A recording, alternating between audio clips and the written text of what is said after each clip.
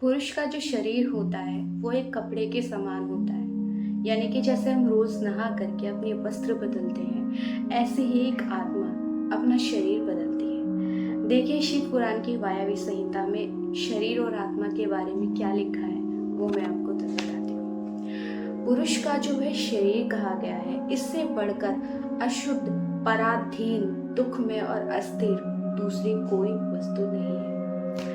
इसमें कहा गया है कि शरीर से बड़ी अस्थिर कोई चीज नहीं है। यानी कि स्थिर शरीर कभी रह ही नहीं सकता। शरीर आते हैं जाते हैं, भूतकाल में पता नहीं कितने शरीर आए हैं और आने वाले भविष्य काल में पता नहीं कितने शरीर आने वाले हैं। और जो ये शरीर है ना, सभी, अगर शरीर में आप हो ना तो आपके जीवन में दुख आएंगे ही आएंगे, ऐसा कहा गया। और एक आत्मा शरीर को ऐसे बदलती है जैसे अपने वस्त्र बदल रही हो। वैसे भी आत्मा को जो कपड़ा होता है वो शरीर ही तो होता है, शरीर ही तो कहा गया उसका पराधान। शिव पुराण में भी ऐसा ही लिखा है। आगे बताया जाता है कि शरीर ही सब विपत्तियों का मूल कारण है। देखा है, जो जैसे कि मैंने अभी बताया था कि जैसे कि अगर आप शरीर में हो तो विपत्तियां तो आपके जीवन में आएंगी ही आएंगी। ये एक रूल बन जाता है हमारे जीवन का। हम अपने कर्मों के हिसाब से अपने जीवन को सुख में और दुख में बनाते हैं। सुख का तो पता नहीं, पर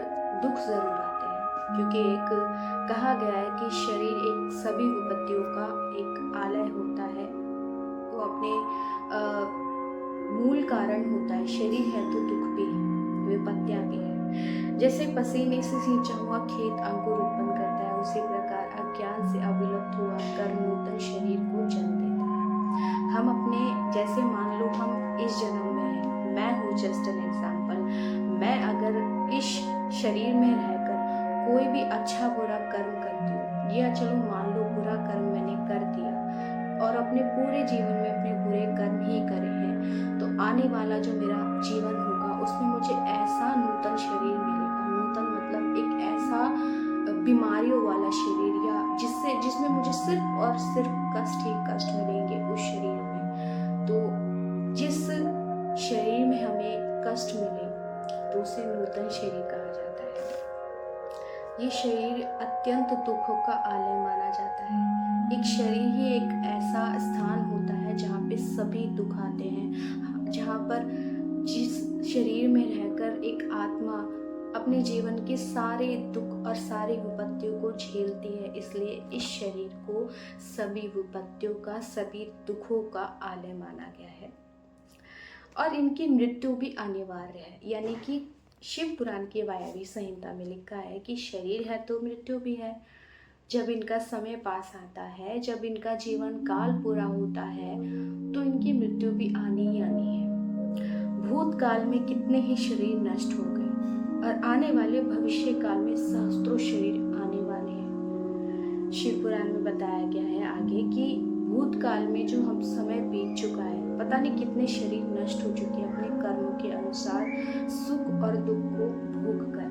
और आने वाले भविष्य काल में पता नहीं कितने सहस्त्रों यानी कि हजारों शरीर आने वाले हैं अपने कर्मों के हिसाब से अपने जीवन में सुख और दुख भोगने के लिए। कोई भी साधारण आत्मा इस शरीर में अमृतत्व प्राप्त करके नहीं आती है।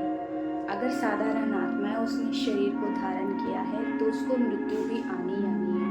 यानी कि कोई भी जीवात्मा, कोई भी आत्मा उस शरीर में अनंत काल तक नहीं रह सकती। इसमें यही बताया है कि अनंत काल तक रहने का अवसर कोई भी साधारण आत्मा नहीं पा सकती है। यहाँ स्त्री, पुत्र और बंधुओं से जो मिलन होते हैं, वे पाथिको मार्ग से मिले हुए दूसरे पाथिकों को समागम के समान ही है। जैसे महासागर में काष्ठ कहीं से और दूसरे काष्ठ कहीं से बहता आता है, वे दोनों काष्ठ कहीं थोड़ी देर के लिए मिल जाते हैं, ये मिलकर फिर बिछुड़ जाते हैं। उसी प्रकार प्राणियों का समागम भी संयोग योग से युक्त होता है। इसमें बताया गया है वायवी संहिता में कि जीवन में जब हम आते हैं शरीर धारण करके, जब एक आत्मा शरीर धारण करके इस जीवन में आती है, और हमारे जो भी परिजन बनते हैं, जो भी दोस्त बनते हैं, जो भी रिश्ता बनता है, जिससे हम प्यार कर रहे हैं, जो हमारी माँ है या जो कोई भी है, वो एक ऐसे है जैसे अगर हम कहीं घूमने गए हैं, किसी यात्रा पे गए हैं और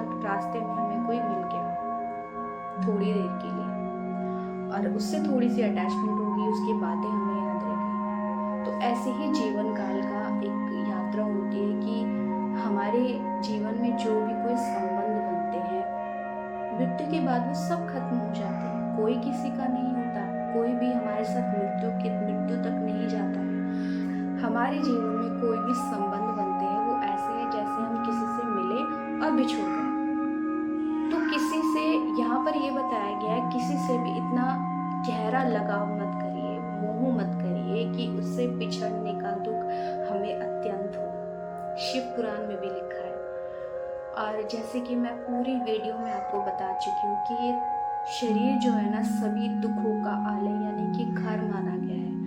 अगर इस शरीर पर, अपनी भावनाओं पर अगर आप काबू पाना सीख जाएंगे, सत्य को, तत्व ज्ञान की आपको जब प्राप्ति हो जाएगी ना, तब आपको पता चल जाएगा कि इस भूतल पर, इस धरती पर, इस मायावी दुनिया में आपका सिर्फ और सिर्फ सदाशिव के अलावा ना आपके माँ है, ना बाप है, ना भाई है, ना कोई और है।